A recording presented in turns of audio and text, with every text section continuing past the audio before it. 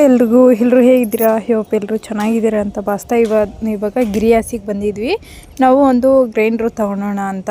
ಮಿಕ್ಸಿಯಲ್ಲೇ ಈ ಹಬ್ಬದ ಟೈಮಲ್ಲೆಲ್ಲ ಒಬ್ಬಟ್ಟಿಗೆ ಪೂರ್ಣೆ ಎಲ್ಲ ಮಾಡ್ಕೊಳಕ್ಕಾಗಲ್ಲಲ್ಲ, ಆದ್ದರಿಂದ ಒಂದು ಗ್ರೈಂಡ್ರ್ ತೊಗೊಳೋಣ ಅಂತಂದು ಹೇಳ್ಬಿಟ್ಟು ಗಿರಿಯಾಸಿಗೆ ಬಂದಿದ್ವಿ. ಇವಾಗ ಇದು ವಾಷಿಂಗ್ ಮಿಷಿನ್ ಇದೆಯಲ್ಲ, ಅದ್ರ ಆಫರ್ ನಡೀತಾ ಇದೆಯಂತೆ ಕಡಿಮೆ ಪ್ರೈಸಲ್ಲಿ. ನಾವು ವಾಷಿಂಗ್ ಮಿಷಿನ್ ಏನು ತೊಗೊಂಡಿಲ್ಲ, ಎಲ್ಲದನ್ನು ಪ್ರೈಸ್ ಎಷ್ಟಿದೆ ಏನಿಲ್ಲ ಅಂತಂದು ಎಲ್ಲದನ್ನು ಕೇಳಿಕೊಂಡು 2 ಲೀಟ್ರಿಂದು ಗ್ರೈಂಡ್ರ್ ತಗೊಂಡು ಇವಾಗ ಮನೆಗೆ ಹೋಗಬೇಕು.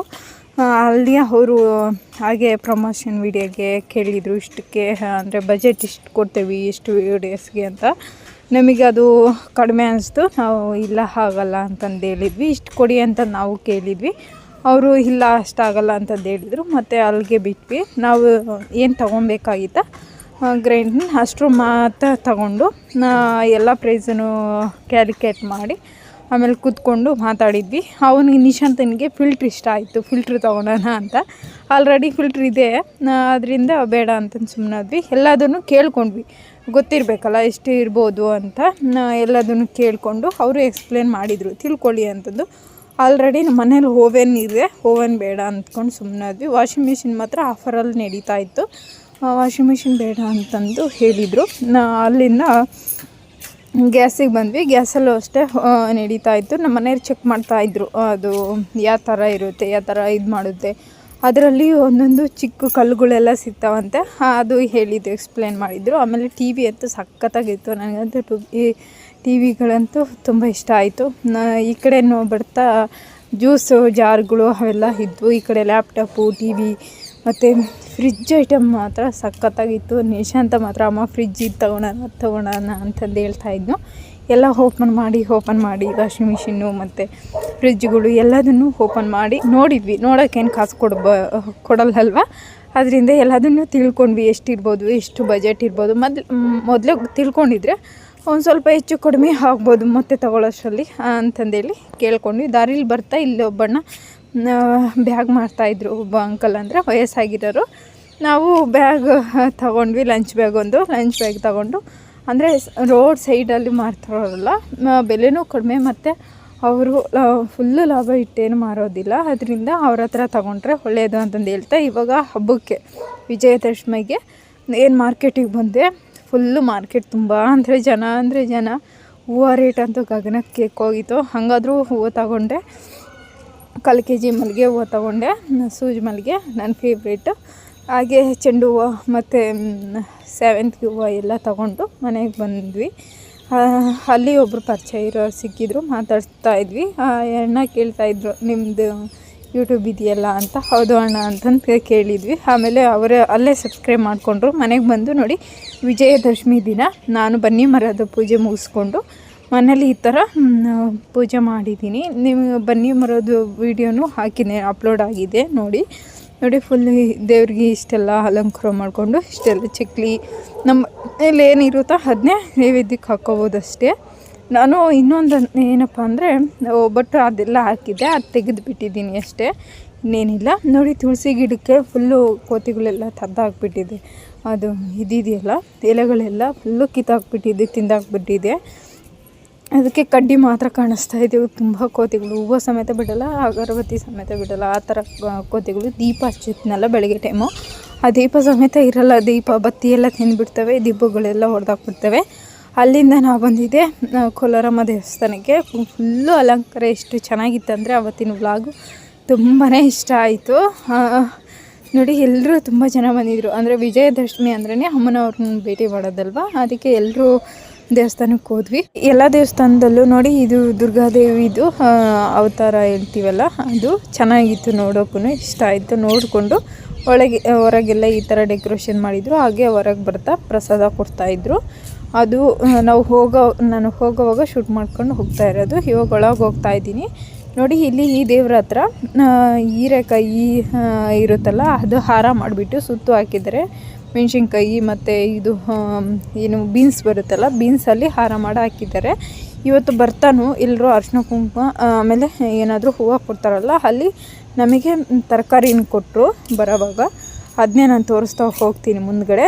ಅಲಂಕಾರನೂ ಅಷ್ಟೇ, ಲೈಟಿಂಗ್ಸ್ ಎಲ್ಲ ಚೆನ್ನಾಗಿತ್ತು. ನಾವಿನ್ನೊಂದು 5:30 6 ಗಂಟೆ ಹಂಗೆ ಬಂದಿದ್ವಿ. ಇನ್ನೂ ಸ್ವಲ್ಪ ಕತ್ಲಾಗಿದ್ದರೆ ಫುಲ್ಲು ಡೆಕೋರೇಷನ್ ಎಲ್ಲ ಚೆನ್ನಾಗಿ ಕಾಣ್ತಿತ್ತು. ಅಲ್ಲಿಗೂ 6 ಗಂಟೆಗೆ ಫುಲ್ಲು ಕತ್ಲೆ ಇತ್ತು, ಚೆನ್ನಾಗಿ ಕಾಣ್ತಾ ಇತ್ತು. ಅಷ್ಟೊಂದು ಜನ ಇರಲಿಲ್ಲ.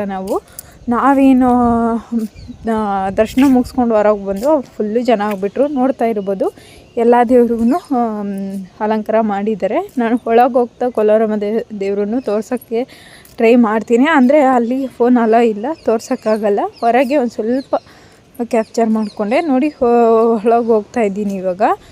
ಅಂದರೆ ಎಲ್ಲರೂ ಇದು ಹೊರಗಿಂದು, ಒಳಗೆ ವೀಡಿಯೋ ಮಾಡ್ಕೊಳಕ್ಕೆ ಬಿಡಲ್ಲ. ಹಂಗಾದ್ರೂ ಸ್ವಲ್ಪ ಮಾಡ್ಕೊಡೋಣ ಅಂತ ಟ್ರೈ ಮಾಡಿದೆ. ಅಲ್ಲಿಗೆ ಅವರು ಫೋನು ಅಲೋ ಇಲ್ಲ, ಕೊಟ್ಬಿಡಿ ಫೋನು ಅಂತಂದರು. ಸರಿ ಅಂತಂದು ವಿಡಿಯೋ ಏನು ಮಾಡೋಕ್ಕೆ ಹೋಗಿಲ್ಲ, ವಾಪಸ್ ಬಂದುಬಿಟ್ಟೆ. ಒಂದೊಂದು ಕಡೆ ಒಂದೊಂದು ಥರ ಇರುತ್ತಲ್ಲ. ಇದು ದೂರದಿಂದ ಶೂಟ್ ಮಾಡ್ಕೊಂಡಿರೋದು. ಇದು ಮಾತ್ರ ತೋರಿಸ್ತೀನಿ. ಅಂದರೆ ಇದು ದೇವ್ರ ದರ್ಶನ ಮುಗಿಸ್ಕೊಂಡು ಹೊರಗೆ ಬರ್ತೀವಲ್ಲ, ಒಳಗೆಲ್ಲ ಹಣ್ಣುಗಳ್ದೆಲ್ಲ ಅಲಂಕಾರ ಮಾಡ್ತಾರಲ್ಲ, ಹಣ್ಣುಗಳದು ಹೂಗಳದು ಆ ಥರನೇ ಅವರು ತರಕಾರಿಲಿ ಅಲಂಕಾರ ಮಾಡಿದ್ದಾರೆ. ನೋಡ್ತಾ ಇರ್ಬೋದು, ಇಲ್ಲಿ ದೇವ್ರಿಗೂ ತರಕಾರಿ ಇಟ್ಟಿದ್ದಾರೆ, ಕುಂಬಳಕಾಯಿ, ಬಳೆ ಹಿಂದ್ಗಡೆ ಆ ಥರ ಡೆಕೋರೇಷನ್ನು. ನನಗಂತೂ ತುಂಬ ಇಷ್ಟ ಆಯಿತು. ಪ್ರತಿ ಸರಿನೂ ಹೂವು ಹಣ್ಣುಗಳಲ್ಲಿ ಅಲಂಕಾರ ಮಾಡೋ ಬದಲು ಈ ಥರನೂ ಟ್ರೈ ಮಾಡಿದರೆ ಚೆನ್ನಾಗಿ ಕಾಣುತ್ತೆ ಅಲ್ವಾ ಅಂತ. ಇಲ್ಲಿ ನೋಡಿ, ಮುಂದ್ಗಡೆ ಒಂದು ದೇವರಿದೆ, ಹಿಂದ್ಗಡೆ ಒಂದು ದೇವರಿದೆ. ಮುಂದ್ಗಡೆ ಹಿಂದ್ಗಡೆ ಎರಡು ಕಾಣುತ್ತೆ. ನಿಮಗೆ ಕರೆಕ್ಟಾಗಿ ನೋಡಿದರೆ ಎರಡು ದೇವ್ರೂ ಕಾಣುತ್ತೆ. ತುಂಬ ನೀಟಾಗಿ. ಹಿಂದೆ ಕನ್ನಡಿ ಇದೆ ದೊಡ್ಡದಾಗಿ, ಅದರಲ್ಲೂ ಕಾಣ್ತಾ ಇದೆ. ಅಂದರೆ ಆಪೋಸಿಟ್ ಇದ್ರ ದೇವ್ರ ಮುಂದ್ಗಡೆ ಇದೆಯಲ್ಲ, ಇದ್ರ ಆಪೋಸಿಟ್ಟು ಒಂದು ದೇವ್ರಿದೆ, ಅದು ಕನ್ನಡಿಲಿ ಕಾಣುತ್ತೆ. ಆದ್ದರಿಂದ ಚೆನ್ನಾಗಿ ಕಾಣ್ತಾ ಇತ್ತು ದೇವ್ರೂ. ಇವಾಗ ಹೊರಗಡೆ ಬಂದುಬಿಟ್ಟು ಕೊಲಾರಮ್ಮ ದೇವಸ್ಥಾನದ್ದು ಅಂತಂದು ತೋರಿಸಿದೆ. ಇವಾಗ ಮಳೆನೂ ಸ್ಟಾರ್ಟ್ ಆಗೋ ಥರ ಇತ್ತು, ಗುಡುಗ್ತಾ ಇತ್ತು. ಬೇಗ ಪ್ರಸಾದ ಎಲ್ಲ ತಿಂದ್ಕೊಂಡು ಒಂದು ಸ್ವಲ್ಪ ಕವರ್ ಮಾಡಿದೆ ಅಲ್ಲಿರೋ ಜನ ಬಂದಿರೋರನ್ನೆಲ್ಲ. ಇದು ನನ್ನ ಮಗ ನೋಡಿಬಿಟ್ಟು ಇನ್ನೊಂದು ಸರಿ ವೀಡಿಯೋ ಮಾಡ್ತೀನಿ ಅಂತಂದು ಅವನು ಮಾಡ್ದೆ. ಅಲ್ಲಿಂದ ನೋಡಿ ಇನ್ನೊಂದು ಸರಿ ರಿಮಿಕ್ಸ್ ತೋರಿಸ್ತಾ ಇದ್ದೀನಿ. ನಿಮಗೇನು ಅನಿಸ್ತಾ ಇತ್ತೋ ಗೊತ್ತಿಲ್ಲ. ಅಮ್ಮನವರ ಅಲಂಕಾರ ಸಮೇತ ತುಂಬ ನೀಟಾಗಿ ಚೆನ್ನಾಗಿತ್ತು. ನನಗಂತೂ ಪರ್ಸ್ನಲಿ ತುಂಬ ಇಷ್ಟನೂ ಆಯಿತು. ಅಂದರೆ ಆ ಥರ ಅಲಂಕಾರ ಮಾಡಿರೋದು, ಆ ಥರ ತರಕಾರಿಲ್ಲ ಅಲಂಕಾರ ಮಾಡಿರೋದಂತೂ ಪರ್ಸ್ನಲಿ ತುಂಬ ಇಷ್ಟ ಆಯಿತು.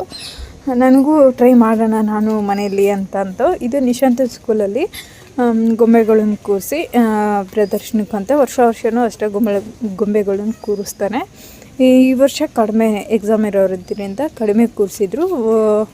ಹೋದ ವರ್ಷ ಎಲ್ಲ ಜಾಸ್ತಿ ಕೂರಿಸಿದ್ರು. ಹೋದ ವರ್ಷದ್ದು ವೀಡಿಯೋಸ್ ಇಲ್ಲಾಂದರೆ ಹಾಕ್ತಾಯಿದ್ದೆ, ನೋಡ್ತಾ ಇರ್ಬೋದು.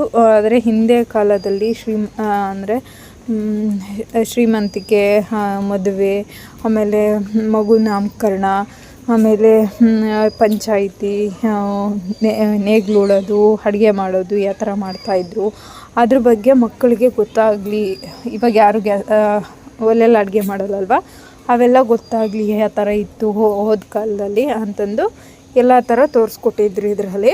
ಮತ್ತು ರಾಗಿ ಹೇಗೆ ಬೆಳೀತಾರೆ, ರಾಗಿಯಿಂದ ಏನು ಮಾಡ್ಬೋದು, ಮತ್ತು ದುರ್ಗಾದೇವಿ ಆರಾಧನೆ ಯಾವ ಥರ ಸಂಹಾರ ಮಾಡಿದರು ಅದರ ಬಗ್ಗೆ ಬರೆದು ಹಾಕಿದ್ರು. ಆ ಕಡೆ ಕೃಷ್ಣ ಇತ್ತು, ಆ ಕಡೆ ಮೇಲ್ಗಡೆ ಗಣೇಶ ಇದೆ.